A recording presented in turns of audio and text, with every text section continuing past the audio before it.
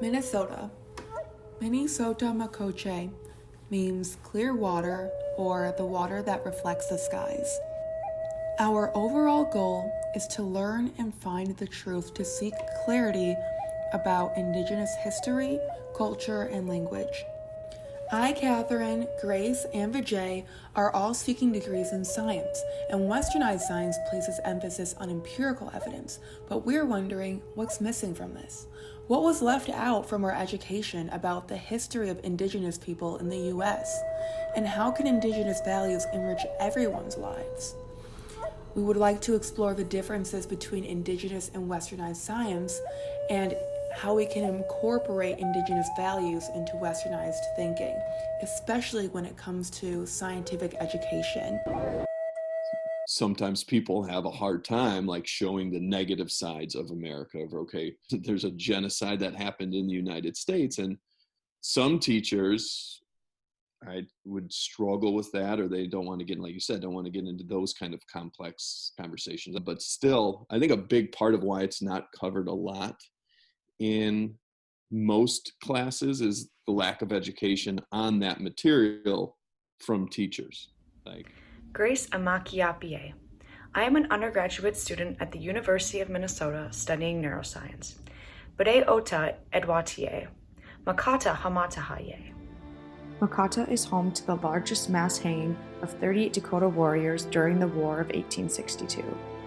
Even though such a devastating act happened in my hometown, the majority of the community does not know anything about the history. In my education, we were only briefly taught about the hanging of the Dakota warriors, and we did not learn a thing about the concentration camp that was in the town. Instead, the majority of our time was spent learning about the ways the community was trying to compensate for what had happened. Catherine Amakiapie, Bade Ota Edwatie, Illinois Edmetahanye. I grew up in the northern suburbs of Chicago and had very little education on Indigenous cultures in elementary and middle school. I even remember that my 6th grade class was put into smaller groups, and each group was supposed to research an Indigenous tribe. We were expected to come to school the next day, dressed up to pretend to be in the tribes that we researched. Instead of learning about different ways of knowing or Indigenous history, we instead glued feathers to a headband made out of construction paper. As influencers to the younger generation, we can do better. We need to improve the American education system. As part of my journey to fulfill my personal goal of becoming a stronger Indigenous ally this semester, I feel very lucky to be given a chance to learn Dakota and Ojibwe. Something that I'm very passionate about is the beauty of having different languages. Both of my parents immigrated from China, and my family primarily speaks Chinese at home, and I've realized that there are Chinese phrases that can explain an idea or situation that other languages such as English can't describe the exact meaning and its connotations. For example, the best way I can describe qi is the energy that flows within your body. And when you're sick or in pain, something is either wrong with the energy itself or the way that it's flowing. It's difficult to translate this word because the meaning is deeply rooted in the Chinese culture itself. And similar to this, we can't fully understand Indigenous cultures without also learning some Indigenous language. Hamitakiapi, Vijay Emakiapido, Breota Edwatido, Shikakong Himatahado. My name is Vijay, and I'm a 4th-year undergraduate student in chemical engineering here at the University of Minnesota. Although my AP US history teacher made efforts to teach us more about Indigenous peoples, he still struggled to fit it in with the required curriculum. We learned briefly about their persecution, but never about their cultures or ways of knowing. In science classes, we learned only Western knowledge, the Krebs cycle, electromagnetism, chemical equilibrium.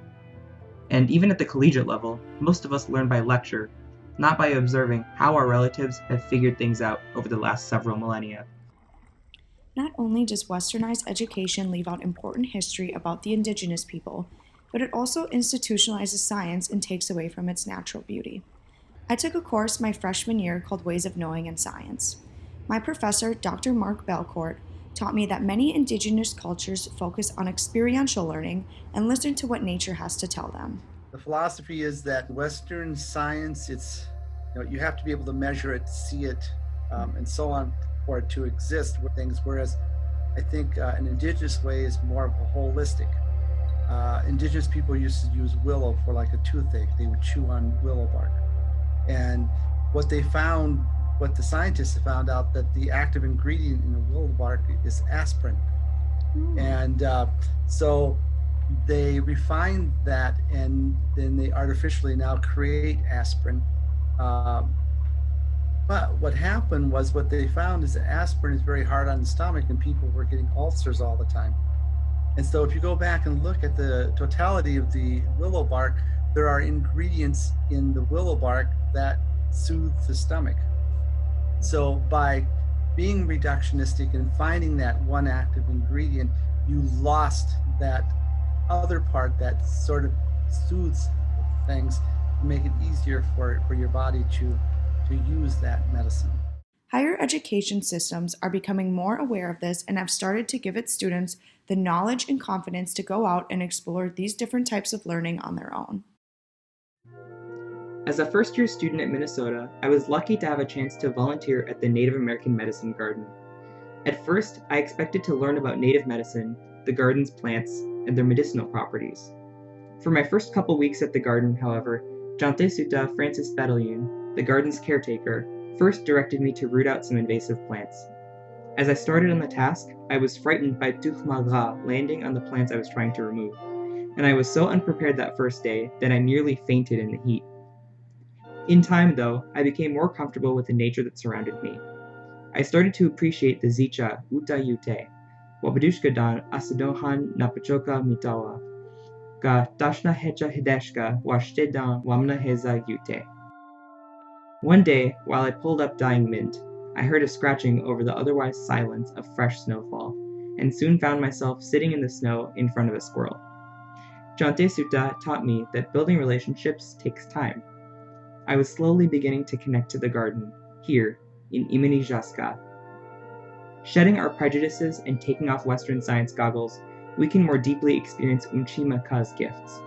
A precious moment with Mashtincha Iwanke sunbathing in Beji, the delicious taste of Janghasang Dikticha, Ganke Tanka pecking at Utahu Jangha, or the vibrant color and sweetness of Wajushtichapi. Ojibwe people mark the season these berries emerge from the soil with the Ode Minigizis. Earth gives us all we need, and then, literally, her heart as a sacred gift. Catherine and I hail from Chicago, a place whose name also comes from indigenous languages. Miami, Illinois speakers call this place Shikakong after Chicagoa, and Ojibwe people alongside them called it Jigagawang after Jigagwag. As it turns out, both Chicagoa and Jigagwag are threatened.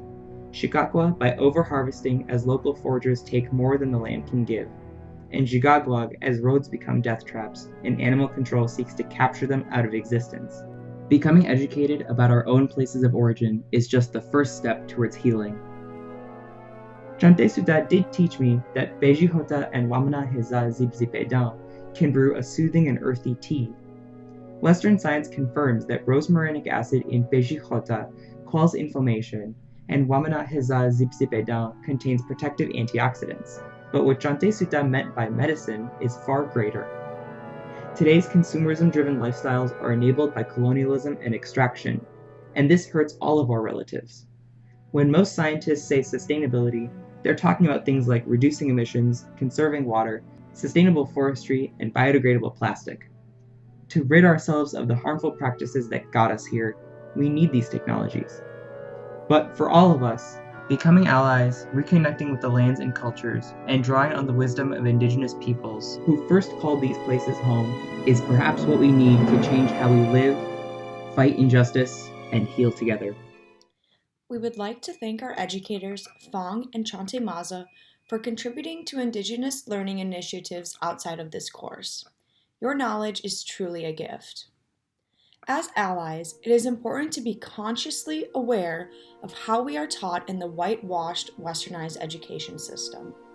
Science teaches us to look at all of the information from all perspectives. Make an effort to listen to the perspectives of Indigenous voices. We must ask questions based on feelings to truly gain something from the natural world. A meaningful life does not need to be quantified by achievement and triumph over nature. Nature is our source of balance, harmony, and rejuvenation. Nature is medicine. We all have a social responsibility to unlearn the colonialist narrative and relearn the truth about Indigenous peoples, history, and their perspectives. Seek out the truth. Be an ally.